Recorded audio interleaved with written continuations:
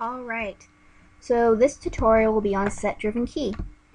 And set-driven key is a little different from connection editor in the fact that you will actually add in limits onto your control, because as soon as you finish your key, it won't move any further. Because with the connection editor, it directly affects the attributes. So if you translate 3 degrees, it's going to translate 3 degrees over here, or scale 3 degrees, or however you connected it. Whereas with set-driven key, if you move it 3 degrees this way, you can key it so that the sphere moves 30 degrees, 100 degrees, 150 degrees, however you want to key it. So it gives you a little more leeway as far as how you want this sphere to move. However, once you get to that key point, if it's at 30 or 150, it won't move any further because you haven't keyed past that. So you're adding in a limit that wouldn't have happened with connection editor. It would have just kept going and going and going. So the way we're going to do this, so I'm going to close out my outliner here, and we're going to go into Windows. Oh no, sorry.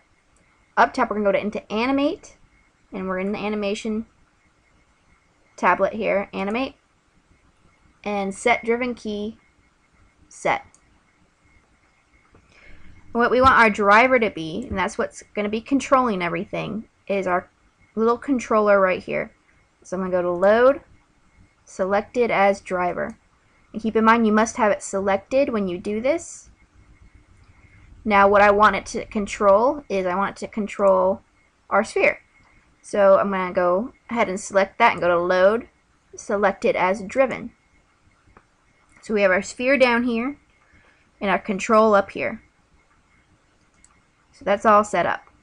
Now, I'm going to give myself a little leeway over here, and we're in the attribute editor. I don't want that, so I'm going to press Control A. And that will get us into the channel box. So now we have our controller. We want that to control the sphere.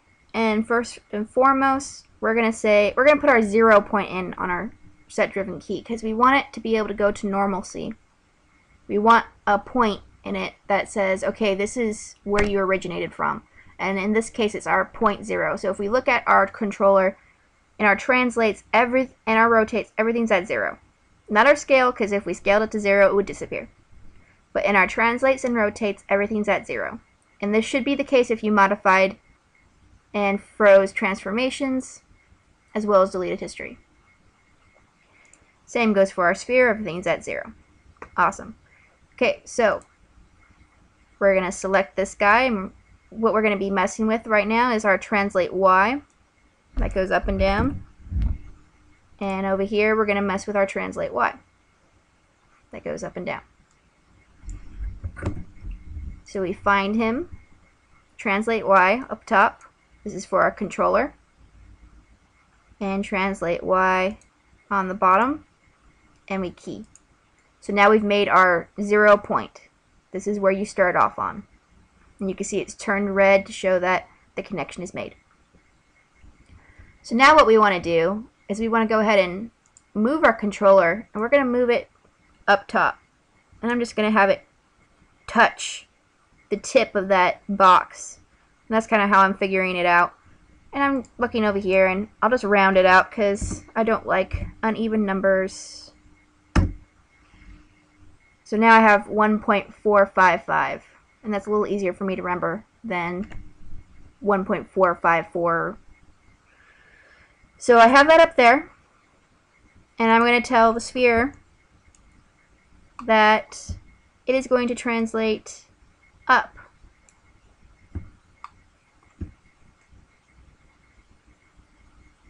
Like so. And I'll go 10 degrees. So our 1.455 degrees is going to make it go 10 degrees. And then we go ahead and click both our translates, and we key.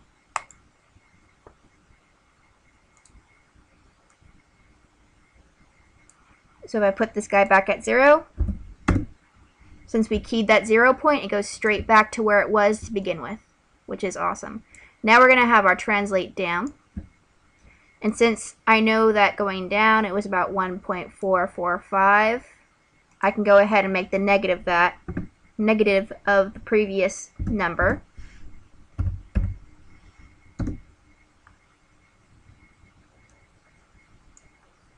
Which isn't quite there. So I'm going to go ahead and make this a 6 instead.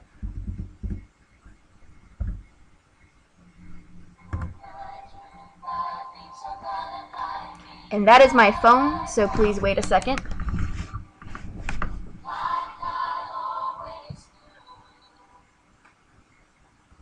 Sorry about that.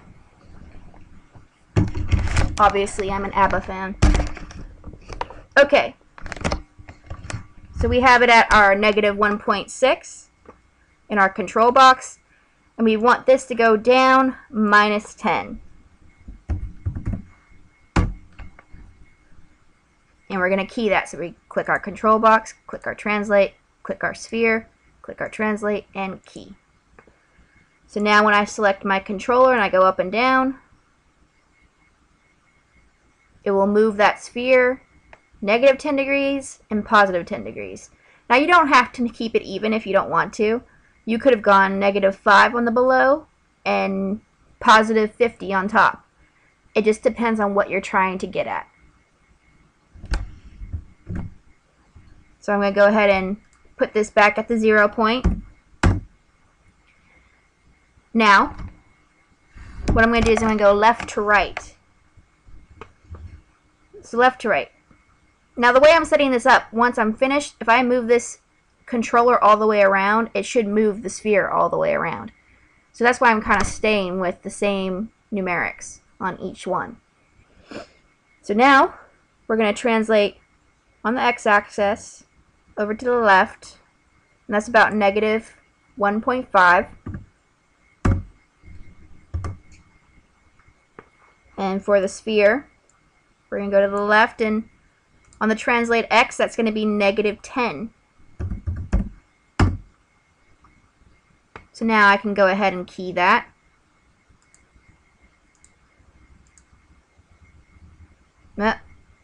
See, I already made a boo-boo. And if you guys are paying attention, one of the things that I forgot to do is I forgot to make my 0 point. And yes, it does matter to make a 0 point for all accesses, because I never made the 0 point for this x-axis. So I'm going to go ahead and do that. I have this, got my sphere, and I want it to be on the x-axis this time, so I'm switching that to translate x. And this is going to be on the x-axis as well, so translate x and key. So now this is highlighted in the translate x, which is what we wanted. Now I can move it. So I'm going to go ahead and move it to the left, negative 1.5. And I'm going to move this negative 10. And I'm going to go ahead and key that. Key. So now when I move this, it will move it into the negative 10. And I can go ahead and put that at 0, and it plops it back at the 0 point.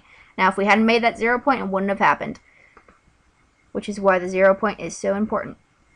So now I'm going to go to the right, and that's positive 1.5, which means this is going to be positive 10 in translate x. So it's over there. And I'm going to go ahead and press my control, translate x, sphere, translate x, and key. So now I can go back and forth, which is awesome. And the coolest part is now that if I grab the center of this and I want to move it, it will move all around the screen, because we did all 4 axes. Well, 4 directions, not axes, but all 4 directions. So it will move in all 4 directions. Now if you want to go a step further and you want it to go in the z-axis as well, you can make a box for this and you can translate the z as well. But for this tutorial, we're only going to do these ones. So we have that all set up, but as you can see, we can move it outside of the box where nothing's happening anymore. And we don't really want that, because as soon as it hits here, like I said with the set-driven key, there's nothing keyed anymore, so it won't move any further than that. So up, down, right. If we go to the right, it kind of hits a wall. So we want to make a wall for the controller too. And the way that we do that is we're going to go into our attribute editor. We're in our controller box. We're going to go ahead and in the attribute editor, there's a control shape and a control, and we're going to click the control. And on the bottom here, there's a little tab that says limit information. So now we can tell it in the translates. We're going to open the translates. We don't need rotates. We're going to go ahead and tell it that it needs to stop at a certain point. So I'm going to take my control and I'm going to go ahead and move it to the right. Remember, that was 1.5 is the distance that we wanted on that. And I can see that this is on the translate limit X. And sometimes those get mixed up, but not in this case. So we want our maximum number to be as far in the positive range as it can go, which is our positive is 1.5. So we're going to go ahead and make that our max number. So I'm going to switch that to 1.5 and enter. Now our negative number is negative 1.5. So I'm going to go ahead and click that on and put in negative 1.5 and enter. So now when I go left to right, this controller should not exit the box. It hits the wall.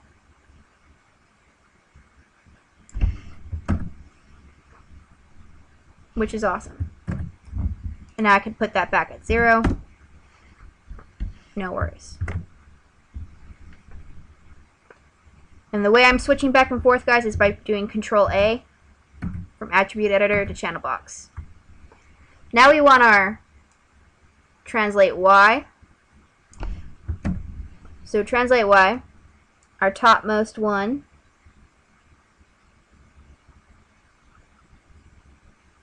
if I remember correctly, was 1.445. So we're going to go ahead and put that in. Now, if you have trouble remembering numbers, it might be a good idea to write down how you've keyed these things so you don't go past that.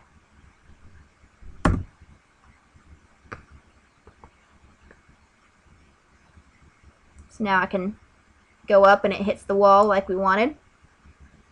Now, as we go down, we're looking at negative 1.6. So our translate Y in the minimum, we're going to put negative 1.6 and enter. So now I can grab this guy and it will stay in the box at all times, which is what we wanted. But there's one more axis that we're not really thinking about, and that's the z-axis. That can still move back and forth, and we don't want that. We want it to stay in the box. So I'm just going to go ahead and put the z-axis on. And since we don't want it to move in any one direction, we're going to put it at 0, so it's dead center. And we're going to go ahead and make both translates at 0. Now, the problem with that is you can't put the minimum and maximum at the same number. It doesn't really work. So the way we get around that is we're going to go into our channel box and have that selected. And we find our translate Z.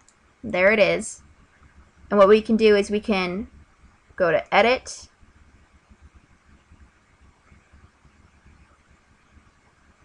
Well, we're going to lock it, but it's not edit, sorry. We're going to right click it and lock and hide selected. So that makes it disappear, and it makes it so that when we try and move this back and forth, it can't move. No way to move it that way. So now we can grab that without any worries, and we can move our sphere any way we want, and that's our set-driven key. Now, if I want it at 0.0 because of our set-driven key, because we made that 0.0 key, I can just go ahead and go into my channel box in the control, type in 0 for both axes, and it plops the sphere back to where it began. So that is set-driven key in a nutshell.